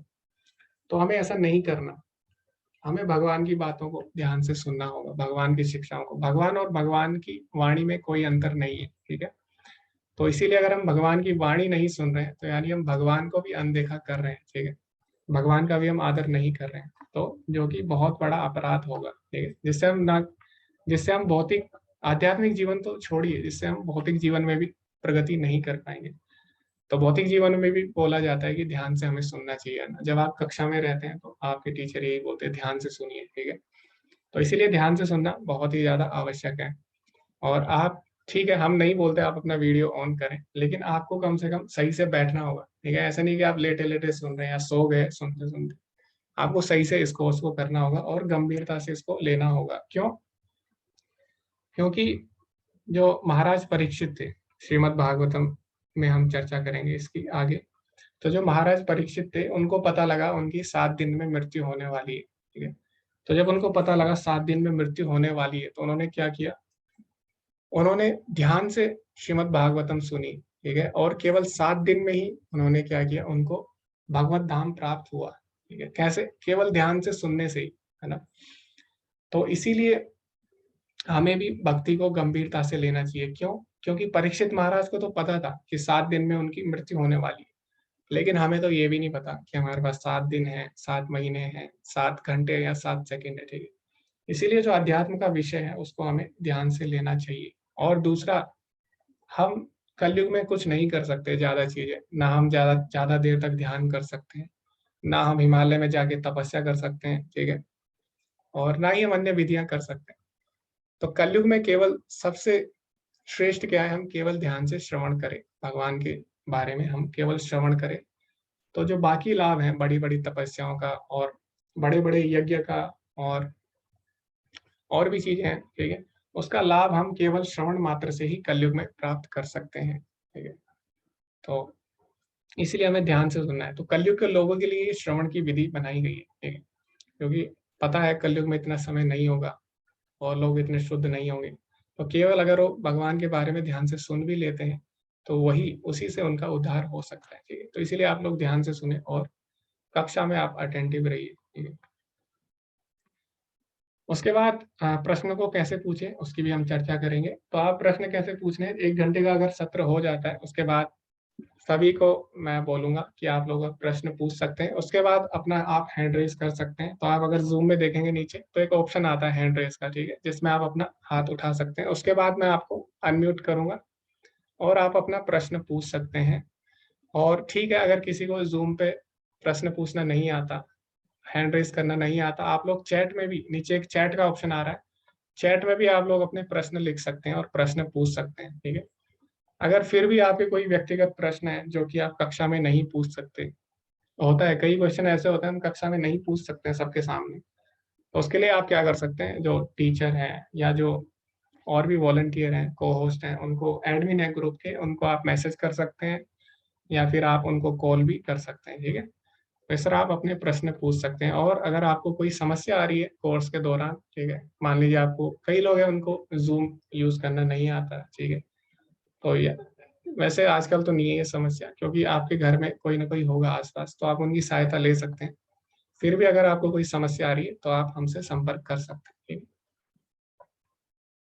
और फिर भी कोई ऐसी समस्या है जो कोर्स से हटके है, जिसका आप समाधान चाहते हैं, तो आप लोग ये जो नीचे लिंक दिए इस पे भी क्लिक करके अपना संदेश रख सकते हैं। और फिर भी अगर आपकी समस्या हल नहीं होती, बहुत बड़ी अगर समस्या है, तो आप जो नामनिष्ठ दास प्रभु जी हैं जो कि अध्यक्ष हैं, आप उनको भी मेल लिख सकते हैं, ठीक है। अगर आपकी कोई शिकायत है या कुछ भी है तो आप उनको मेल लिख सकते हैं। इसके बाद बात आती है धोखाधड़ी।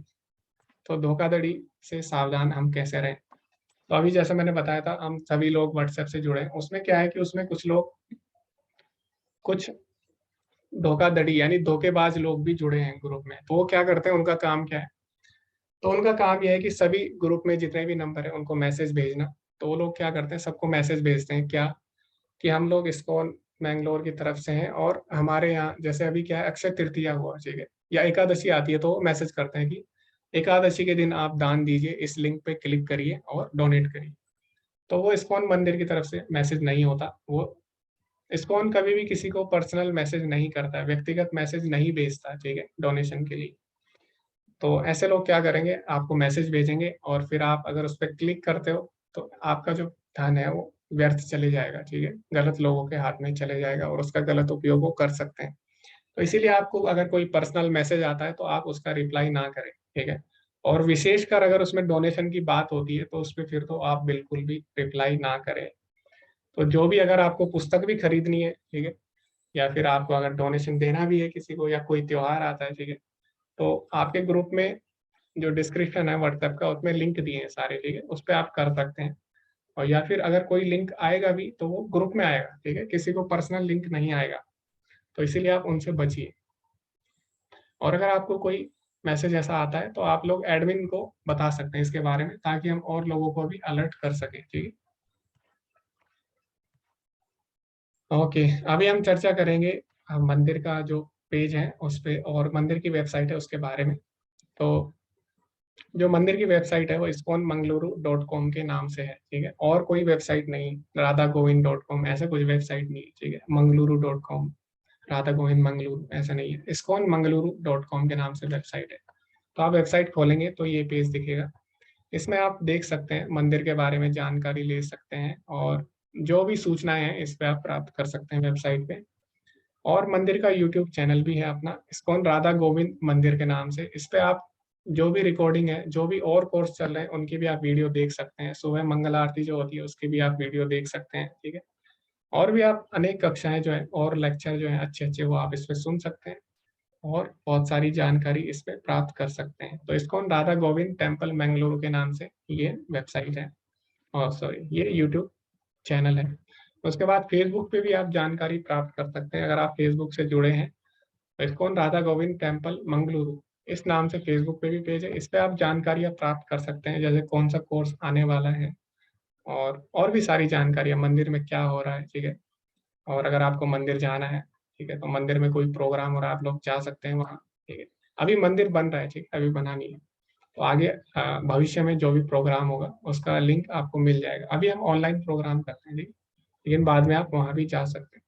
उसके बाद क्विज कैसे करनी है, तो क्विज के लिए आपको क्या करना होगा, ये जो वेबसाइट है iskonmangaluru.com, इसमें आपको क्विज में जाना है और यहाँ पे आपको रजिस्टर करना होगा, अपनी ईमेल आईडी पासवर्ड डाल के एक आईडी बनानी होगी। उसके बाद इसमें जो कोर्स है उनको ज्वाइन करना होगा। सबसे पहले अपनी लैंग्वेज आपको सेलेक्ट करनी होगी, भाषा, जैसे अभी हम लोग हिंदी में पढ़ रहे हैं कोर्स, तो आपको हिंदी पे सेलेक्ट करना होगा। ये कोर्स बहुत सारी भाषाओं में हो रहा है, ठीक है, मलयालम, उड़िया, गुजराती, तमिल, तेलुगु, कन्नड़ सब भाषाओं में हो रहा है। तो आपको हिंदी पे सेलेक्ट करना है और उसके बाद आपके सामने प्रश्न उत्तर खुल जाएंगे। तो मैं आपको एक बार दिखा देता हूँ करके, तो आप सभी ध्यान से देख सकते हैं। ओके, तो आप लोग गूगल पे जाइए और इस्कॉन मंगलुरु आप सर्च करिए, या फिर आप iskonmangaluru.com भी लिख सकते हैं। तो यहाँ पे आ जाएगा इस्कॉन मंगलुरु, यहाँ पे बहुत सारे ऑप्शन आ जाएंगे, क्विज, स्टोर, अंडरस्टैंड गीता, ठीक है, सेवा, और भी चीजें आ जाएंगी, कॉन्टैक्ट। तो आप क्विज पे क्लिक करना, क्विजेस अगर आपको क्विज देनी है, क्विज पे आप अगर क्लिक करेंगे, इसके बाद जैसे कि मैंने आपको बताया था इसमें अनेक भाषाएं आ जाएंगी। इसके बाद आप यहाँ पे हिंदी पे क्लिक करना, ठीक है। उसके बाद इस तरह आएगा। अभी यहाँ पे आप देखेंगे बहुत सारे कोर्स आ जाएंगे या फिर प्रश्न उत्तर आ जाएंगे, क्विज, लेकिन आप इन्हें नहीं कर सकते। क्यों? क्योंकि अभी आपने लॉगिन नहीं किया है। तो जैसे कि मेरी तो आईडी इस पे बनी हुई है, तो मुझे लॉगिन करना है। अगर आपकी आईडी नहीं बनी हुई है तो आपको रजिस्टर का ऑप्शन आएगा यहाँ पे, देखिए। तो ये मेरी आईडी बनी हुई है, तो इसमें पहले से ही सेव है। और अगर नहीं बनी होती तो मुझे क्या करना होता है, रजिस्टर करना होता है, नीचे आप देख सकते हैं ना। तो मेरी आईडी है तो इसीलिए मैं डायरेक्ट लॉगिन करूंगा। और लॉगिन करने के बाद आप दोबारा से अपने पेज पे जाइए, वापस जाइए, यहाँ पे माई अकाउंट अलग अलग ऑप्शन आएंगे, ऑल कोर्सेज, आप अपने अकाउंट में दोबारा से जाइए बैक में। इसके बाद आप नीचे देख पाएंगे, ठीक है, कोर्स जो मैंने सेलेक्ट किया था हिंदी वाला, इसमें डे 0 की क्विज है। डे 0 यानी ऐसी, बस इसके नंबर नहीं होंगे कुछ भी, इसको आप ऐसी प्रैक्टिस के लिए कर सकते हो, डे 0। तो इस तरह आप इस पर क्लिक करिए और डे 0, डे 1 इस तरह 18 दिन का आ जाएगा पूरा। तो डे 0 पे अभी आप क्लिक करेंगे तो यहाँ पे प्रश्न उत्तर आ जाएंगे, ठीक है। तो यहाँ पे क्या लिखा है, हमारे इस्कॉन श्री श्री राधा गोविंद मंदिर की आधिकारिक वेबसाइट कौन सी है, iskonmangaluru.com, ठीक है। तो इस तरह आप क्वेश्चन करके उसको कर सकते हैं क्लिक, और अगर सही होगा तो वहाँ पे आ जाएगा। और आपको इस प्रकार सारे प्रश्न करने हैं, ठीक है। और अगर प्रश्न आपका गलत होता है तो आप लोग दोबारा से क्विज दे सकते हैं, ठीक है, वही क्विज। ऐसा नहीं है कि एक बार आपने दे दिया तो बस दे दिया, और फिर आप उसमें सुधार भी कर सकते हैं, दोबारा से उसको दे सकते हैं, ठीक। तो उसका भी ऑप्शन है। तो इस तरह आप क्विज हल कर सकते हैं और अंत में जब आप सारे क्विज कर लेंगे तो उसके बाद आपको सर्टिफिकेट मिल जाएगा। तो सर्टिफिकेट से क्या होगा, सर्टिफिकेट से आप आगे के लेवल में जा सकते हैं। ओके, उसके बाद मैंने आपको बता दिया किस प्रकार आप पुस्तकें खरीद सकते हैं। तो आपको कोई भी पर्सनल मैसेज आता है उस लिंक पे ना जाएं, और पुस्तक का लिंक दिया है आपके व्हाट्सएप ग्रुप पे। फिर भी अगर आपको कोई समस्या आती है तो आप लोग मैसेज कर सकते हैं, ठीक है। ओके, उसके बाद अभी हम संकल्प लेंगे कि हम जो भगवत गीता का कोर्स है उसको पूरा करेंगे। ठीक है, तो जीवन में संकल्प शक्ति बहुत ही ज्यादा आवश्यक है, क्योंकि बिना संकल्प पे हम कोई भी कार्य नहीं कर सकते। ठीक है, तो इसीलिए संकल्प लेना है। और जो भगवत गीता है ये यज्ञ की तरह है। ठीक है, तो भगवत गीता एक यज्ञ की तरह है, और यज्ञ क्या करते हैं, यज्ञ में हम बीच में उठ के नहीं जाते। ठीक है, तो इसीलिए हमें यज्ञ को पूरा करना होता है। तो हम सभी लोग संकल्प लें कि ये जो भगवत गीता का कोर्स हो रहा है इसको हम पूरी तरह पूरी निष्ठा के साथ करेंगे। हाँ, हो सकता है आप किसी कारणवश आप किसी दिन ना कर पाए, तो उस दिन आप रिकॉर्डिंग देख सकते हैं। ठीक है, रिकॉर्डिंग ग्रुप में भेजी जाएगी। तो किसी ना किसी तरह हमको भगवत गीता का कोर्स पूरा करना होगा, और इसके लिए हमें संकल्प लेना होगा। तो आप में से मैं कुछ लोगों को अनम्यूट कर रहा हूँ, क्योंकि सबको अगर अनम्यूट करूंगा तो इससे क्या होगा, हमें सुनाई नहीं देगा कौन क्या बोल रहा है। ठीक है, तो आप सभी मेरे साथ संकल्प ले सकते हैं, मेरे साथ पढ़ सकते हैं। ठीक है, ओके। हरे कृष्णा। ध्रुव, आप भी अपने को अनम्यूट कर सकते हैं, और भी लोग हैं उनको भी मैं अनम्यूट कर दूंगा।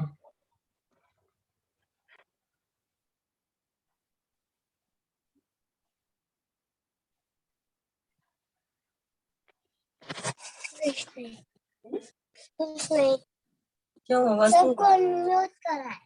हाँ ठीक है, तो अभी ध्रुव आप जब मैं बोलूंगा आप सभी लोग उसके बाद रिपीट कर सकते हैं। ठीक है, मैं कुछ लोगों को ही अनम्यूट करूंगा, क्योंकि बहुत सारे लोग एक साथ बोलेंगे तो कुछ सुनाई नहीं देता।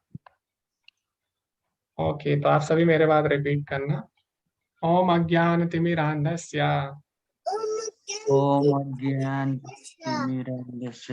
ज्ञानाञ्जनशलाकया ज्ञानाञ्जनशलाकया चक्षुरुन्मिलितं येन चक्षुरुन्मीलितं तस्मै श्रीगुरुवे नमः। तस्मै श्री गुरुवे नमः। ओके, तो लोग बोलते हैं कि इसका मतलब क्या है। आप हमसे संकल्प लेवा रहे हैं, ठीक है, आप हमको बोले संकल्प लीजिए, लेकिन आप बता नहीं रहे हैं इसका मतलब क्या है। तो हमें पता होना चाहिए हम क्या संकल्प ले रहे हैं। संकल्प हम कुछ नहीं ले रहे हैं, अभी अभी हम अपने जो गुरु हैं उनको प्रणाम कर रहे हैं। ठीक है, तो सबसे पहले हम गुरु को प्रणाम करते हैं। तो ओम अज्ञानतिमिरान्धस्य ज्ञानाञ्जनशलाकया। ठीक है, तो इसमें हम क्या बोल रहे हैं, अपने गुरु का धन्यवाद कर रहे हैं, जिन्होंने कि हमें अज्ञान तिमिरान्धस्य यानी जो अज्ञानता का अंधकार है उससे उन्होंने हमें ज्ञान का प्रकाश दिखलाया। ठीक है, चक्षुरुन्मिलितं येन, उन्होंने हमें ज्ञान रूपी चक्षु दिए जिससे हम भगवान की लीलाओं को, भगवान की शिक्षाओं को समझ पाए। ठीक है, इसीलिए हम उनका धन्यवाद करते हैं। उसके बाद हम दूसरा मंत्र बोलते हैं, उसको भी फिर हम समझेंगे।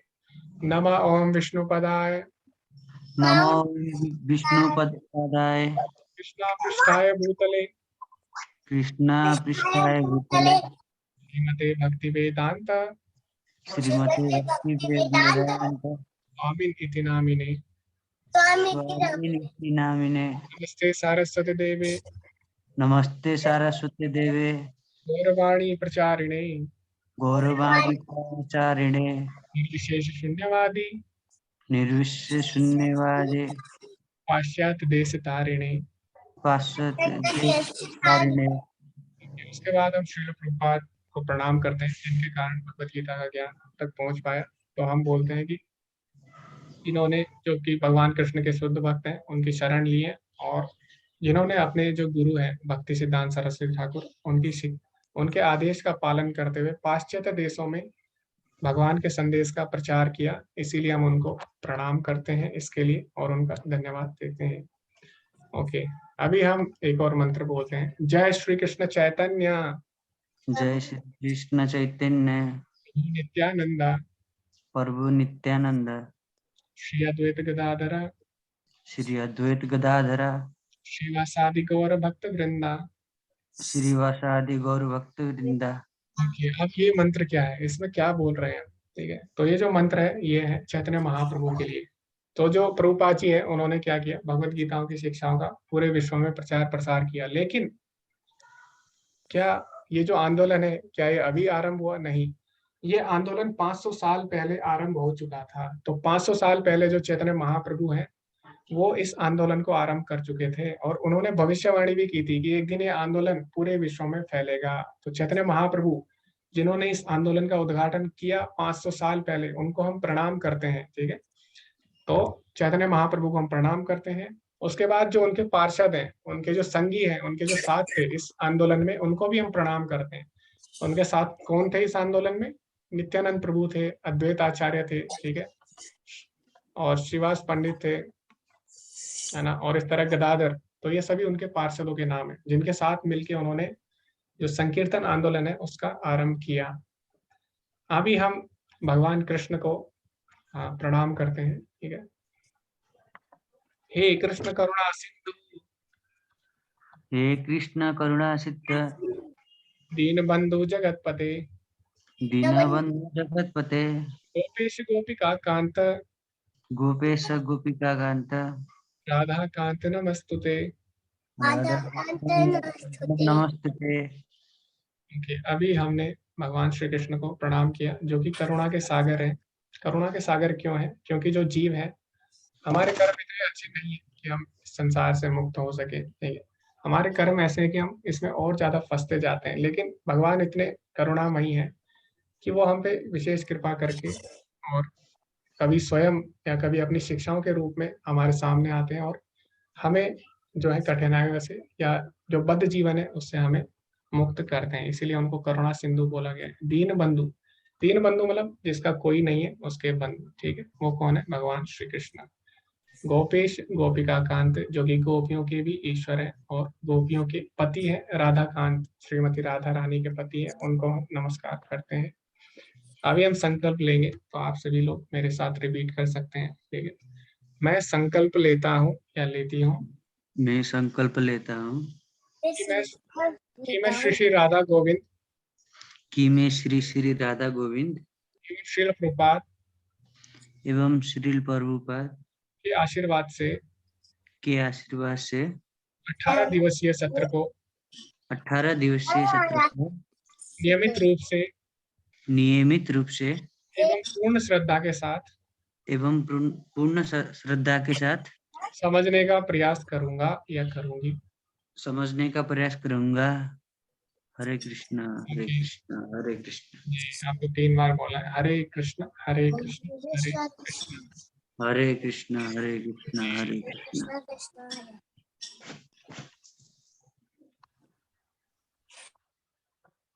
जी धन्यवाद आप सभी का। ओके, तो जीवन में संकल्प शक्ति बहुत ही आवश्यक है किसी भी कार्य को करने के लिए। तो अभी हम देखते हैं कुछ साधारण प्रश्न जो पूछे जाते हैं सबके द्वारा, ठीक है। ठीक है, तो यहाँ पे बोला गया है मैंने कोर्स के लिए रजिस्टर किया है, तो मैं किस प्रकार अपने प्रश्न पूछ सकता हूँ। तो इसकी हमने चर्चा की, या तो आप कक्षा में पूछ सकते हैं या व्हाट्सएप पे, ठीक है। मैं किस प्रकार जो अपनी पुस्तकें हैं उनको मंगा सकता हूँ, इसकी भी हमने चर्चा की। आपको लिंक भेज दिया जाएगा, आप मैसेज कर सकते हैं ग्रुप जो एडमिन है उनको इसके लिंक के बारे में, अगर आपको पुस्तकें खरीदनी है भगवत गीता, या फिर आप जो ग्रुप में डिस्क्रिप्शन है उस पर भी आप जा सकते हैं।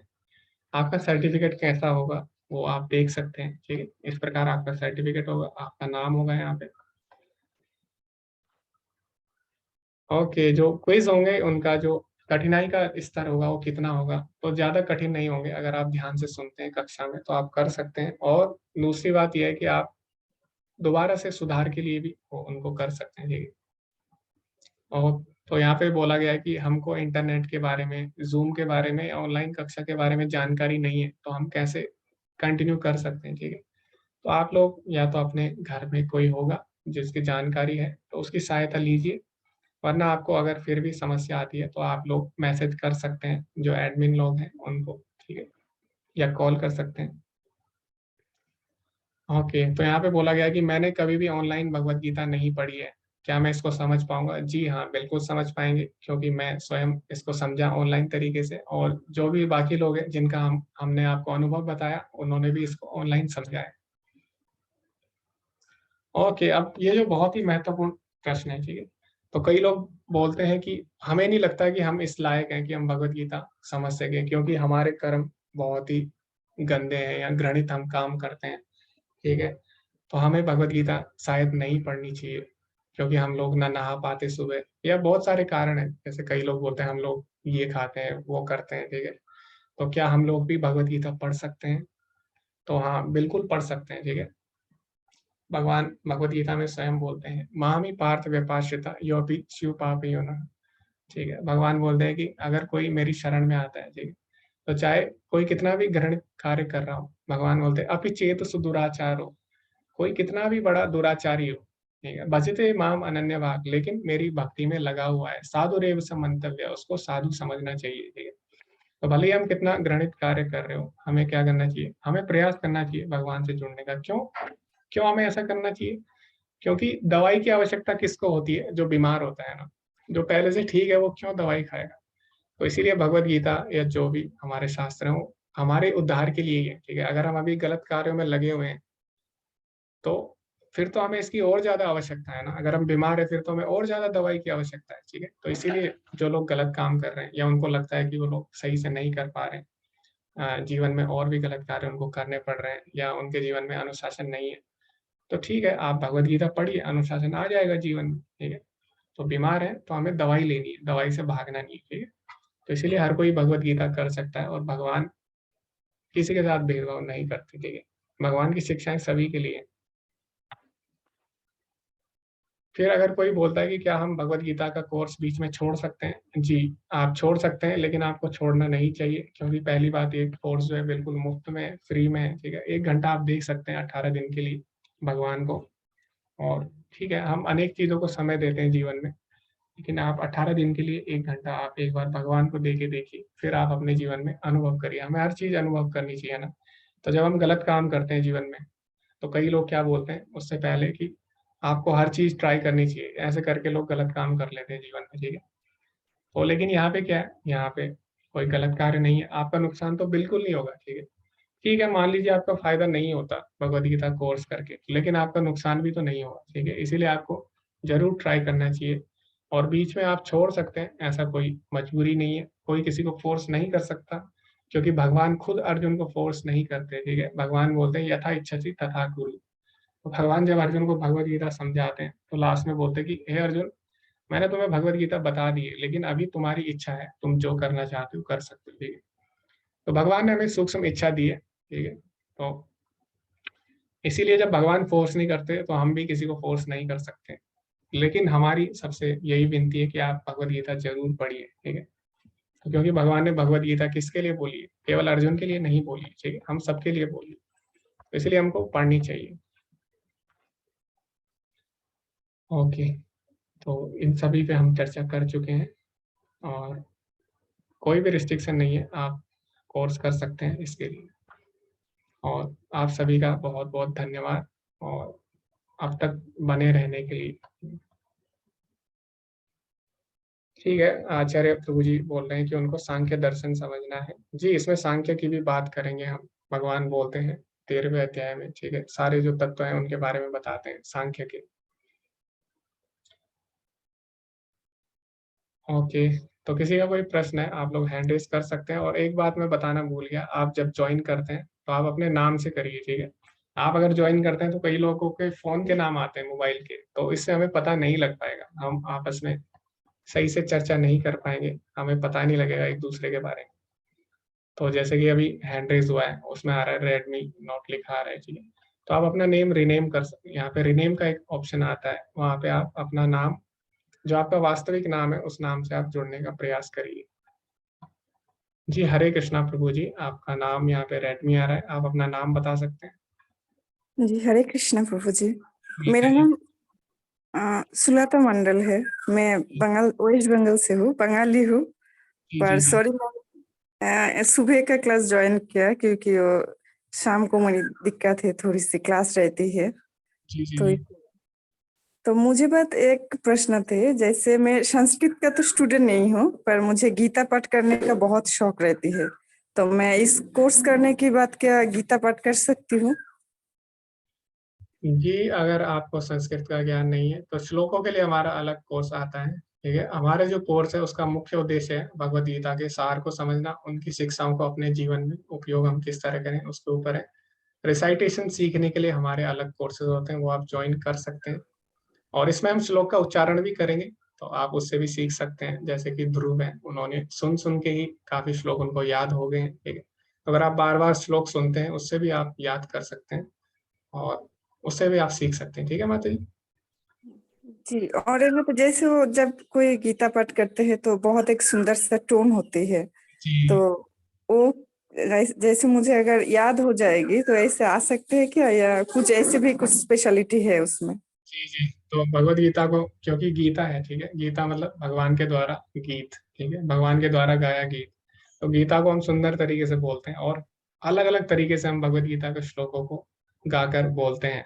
तो आप ध्यान से सुनना, ठीक है, आपको भी रुचि आएगी इसमें। ओके, हरे कृष्णा। हरे कृष्ण।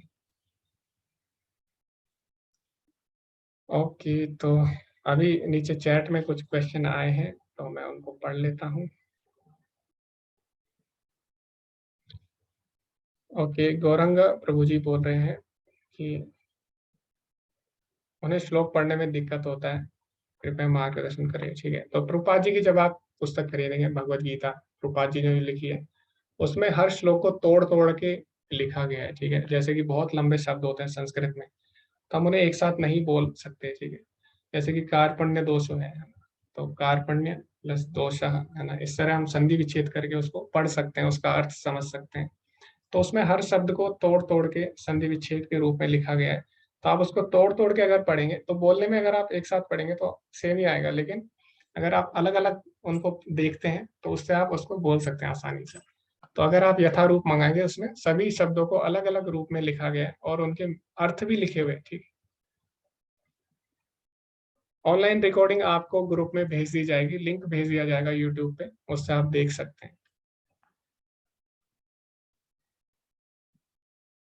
ओके, श्लोक जो लर्न करने का कोर्स है उसके मैं लिंक भेज दूंगा। ठीक है, तो पहले हम 18 दिवसीय कोर्स पे ध्यान देंगे अभी। भक्ति में प्रगति कैसे कर सकते हैं जी, उसी के लिए हम भगवत गीता का कोर्स कर रहे हैं, तो आप इसको पूरा करिए। ठीक है, इसी में भगवान स्वयं बताएंगे कि आप भक्ति को किस प्रकार कर सकते हैं।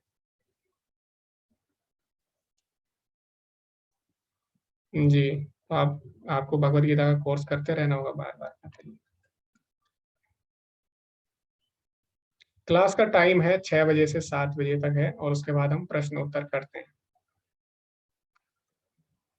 जी धन्यवाद सभी का।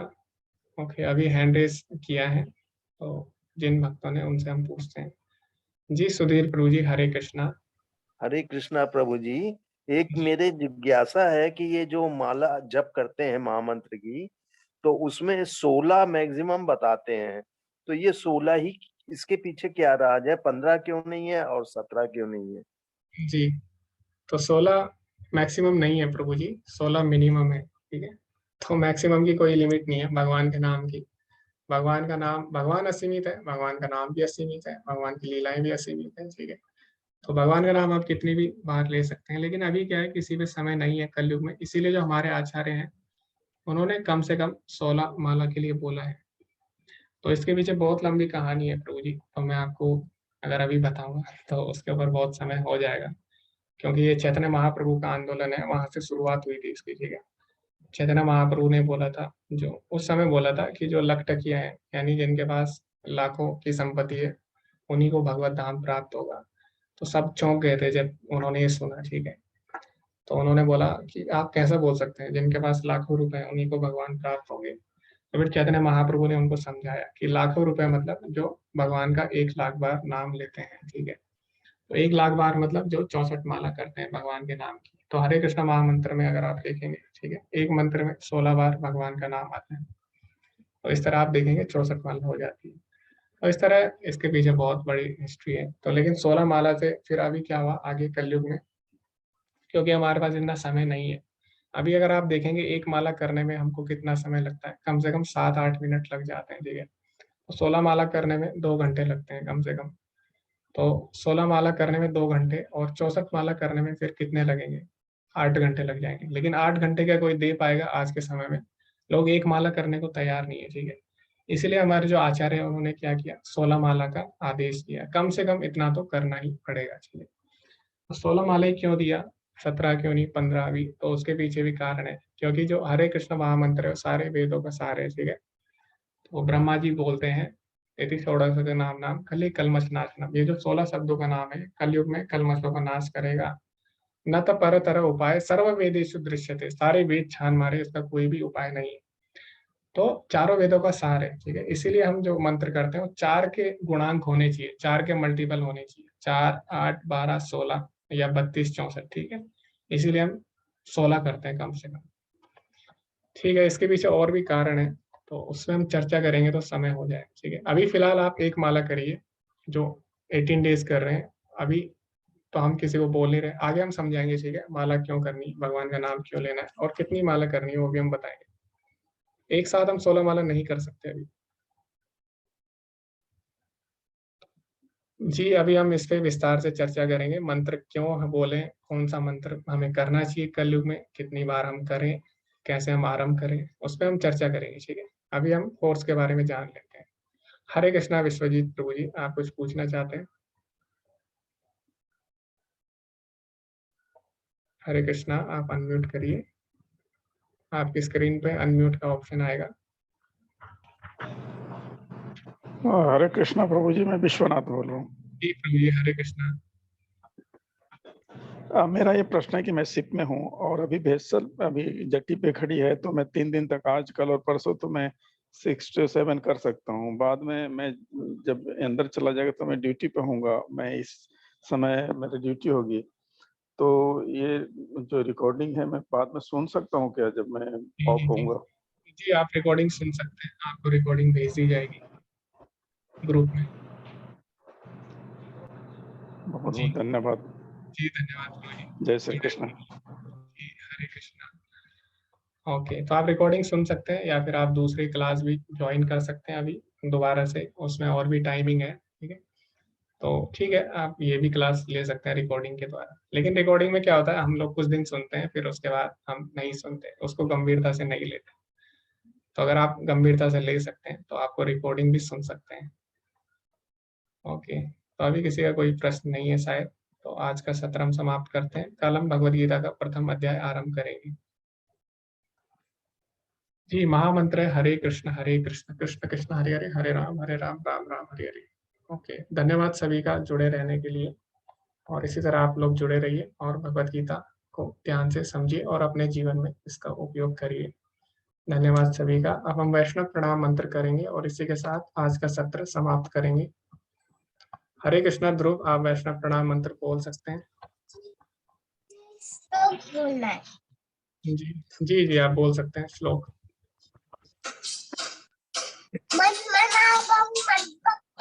मध्य जीवन कस्तुरु मामे रक्षति शतम ते बलिदाने प्रियोसी में। अर्थात भगवान श्री कृष्ण कहते हैं कि तुम बस अपना मन दे दो और मुझे कुछ नहीं चाहिए। जी, बहुत ही अच्छे। वर्षा कस्तरो विषय कृपा सिंधु एल बचा पतितानां पावनेभ्यो वैष्णवेभ्यो नमो नमः। अनंत कोटि वैष्णव वंदे की जय। जय। हरे कृष्णा, धन्यवाद सभी का।